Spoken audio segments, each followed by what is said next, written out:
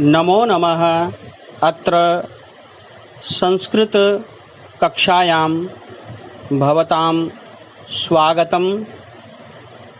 प्रियछात्रा, अद्य वयं षष्ठीकक्षायाः द्वितीयं पाठं पठिष्यामः। अस्माकं द्वितीयपाठः अस्ति स्वामी विवेकानन्दः। बालकाः, अस्माकं भारतभूमि महापुरुषाणां भूमि अस्ति। अत्र बहवः महापुरुषाः जन्मं प्राप्तवन्तः। एते महापुरुषाः स्वकीयकार्येण उपदेशेन च मानवसमाजस्य मार्गप्रदर्शनम् अकुर्वन्। अखिले विश्वे भारतीय ज्ञानस्य, नीतेः, धर्मस्य, संस्कृतेश्च प्रसारं कृतवन्तः। एषु एव महापुरुषेषु स्वामी विवेकानन्दः प्रमुखतमो महापुरुषः आसीत्। बालकाः, अस्य महापुरुषस्य जन्म कलकत्तानगरे जनवरी मासस्य 12 दिनाङ्के 63 वर्षे अर्थात 12 जनवरी 1863 को अभवत्। अस्य पितुः नाम विश्वनाथ दत्तः आसीत्। सः प्रसिद्धः वाक्कीलः अर्थात वकीलः आसीत्।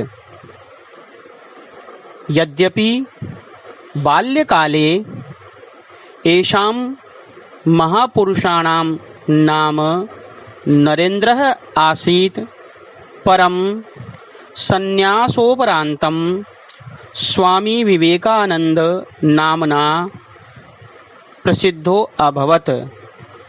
श्री रामकृष्ण परमहंस अस्य महापुरुषस्य गुरुः आसीत्। 93 वर्षे स्वामी विवेकानन्दः अमेरिकादेशं गत्वा विश्वधर्मसम्मेलने शिकागोनगरे भारतीय संस्कृतेः विषये भाषणं दत्तवान्। तेषां भाषणेन बहवः जनाः प्रभाविताः अभवन्। ते अस्माकं धर्मस्य, संस्कृतेश्च विषये वास्तविकरूपेण ज्ञातवन्तः। प्रियछात्रा, स्वामी विवेकानन्दः सर्वदा युवकान् प्रोत्साहयति स्म। युवकान् प्रति तेषां सन्देशः आसीत्, उत्तिष्ठत, जाग्रत, प्राप्य वरान् निबोधत अर्थात उठो, जागो और अपने लक्ष्य को प्राप्त करो। अस्माकं राजस्थानेन सह एषां सम्बन्धः विशेषः अस्ति। यतोहि यदा सः महापुरुषः अमेरिकादेशम् अगच्छत् तदा अस्माकं राजस्थानस्थ खेतड़ी महाराजः तस्य सहयोगं कृतवान्। अद्यापि खेतड़ी नगरे स्वामी विवेकानन्दस्य स्मारकम् अस्ति। अत्यंत दुःखस्य इदं विषयं यत् अल्पांशी एव आयुषि अस्य महापुरुषस्य निधनं सञ्जातः।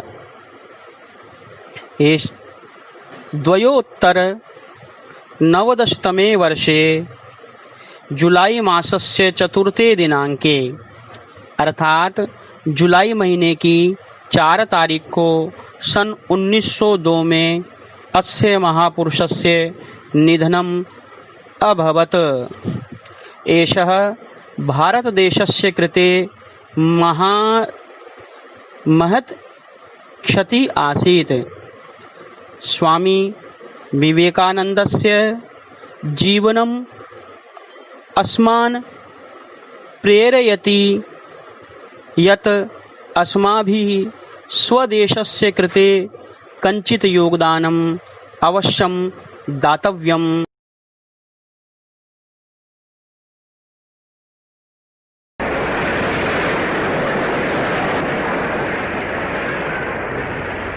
Distinguished delegates to the World's Parliament of Religions, ladies and gentlemen, welcome to the afternoon session of the opening day today, the 11th of September, 1893. We now introduce you to Swami Vivekananda from India and request him to address us. Swami Vivekananda. Sisters and brothers of America,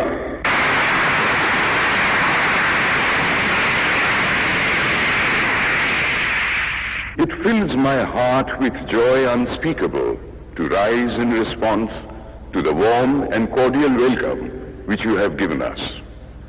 I thank you in the name of the most ancient order of monks in the world. I thank you in the name of the mother of religions. And I thank you in the name of the millions and millions of Hindu people of all classes and sects. My thanks also to some of the speakers on this platform who, referring to the delegates from the Orient, have told you that these men from far-off nations may well claim the honor of bearing to different lands the idea of toleration. I am proud to belong to a religion which has taught the world both tolerance and universal acceptance. We believe not only in universal toleration, but we accept all religions as true. I am proud to belong to a nation which has sheltered the persecuted and the refugees of all religions and all nations of the earth. I am proud to